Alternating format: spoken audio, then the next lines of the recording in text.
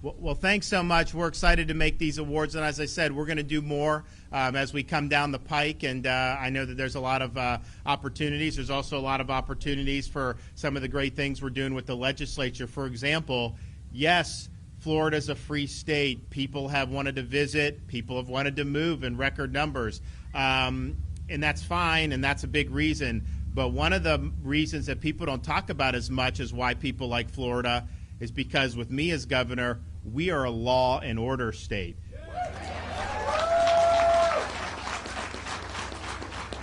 And so you see how poorly a lot of these law enforcement have been treated in other parts of the country, you know, whether it's Seattle or Chicago or New York, or you name it. They make the law enforcement the bad guys, and then they wonder when crime goes through the roof. And so what we've said in Florida is we aren't defunding law enforcement. We're going to stand with them. We did $1,000 bonuses for every single police, fire, and first responder in the entire state last year. We're going to do it again this year.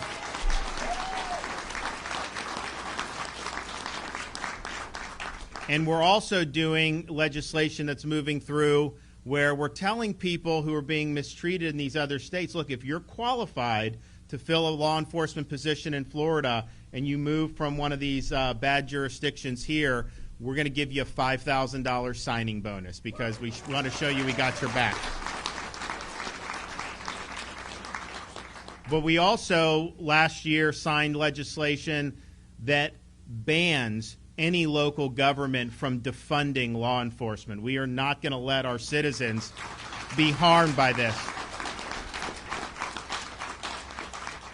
We also said there needs to be consequences for action. So you look at like Portland, they will go and they'll be rioting in the street, right? They'll get arrested. They bring them into the police station. They take their mugshot. They slap them on the wrist. They put them right back out, and then they do it all over again. So we said in Florida, if you are rioting, looting, if you're engaging in mob violence, you're not getting a slap on the wrist. You're getting the inside of a jail cell. We will hold you accountable. And to be able to have safe communities, you know, we've had in the United States relatively low crime rates for a long time compared to where it was. And the reason why is because you actually had a commitment to making people serve their sentences, not putting repeat offenders back on the street. You supported law enforcement and what they were doing. If they're putting themselves at risk, you got to have their back. But then what's happened in our country is you have these prosecutors.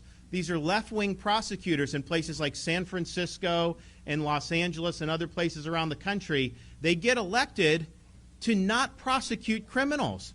So you can walk into a retail store in San Francisco, and if you steal less than $1,000, they just let you go out and take all the merchandise. And so what that does is, one, it's terrible for the economy and the rule of law, but it breeds more criminal element. It creates more lawlessness in society. And the result is some of these communities are being hollowed out. Yes, COVID lockdowns did a lot, for sure. Yes, they have homeless everywhere in some of these places, but the crime is just totally out of control. So in Florida, any prosecutor that thinks they can disregard the law and not prosecute crimes, we're going to hold accountable, and we're not going to let it stand. I can guarantee you that.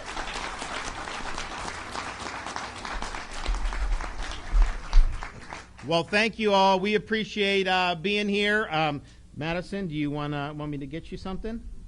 What do you want? What do you want? Nothing? Get a little shy sometimes. You want it? What do you want? She wants a treat. Okay, so we got to figure that out. Thank you all. We appreciate it.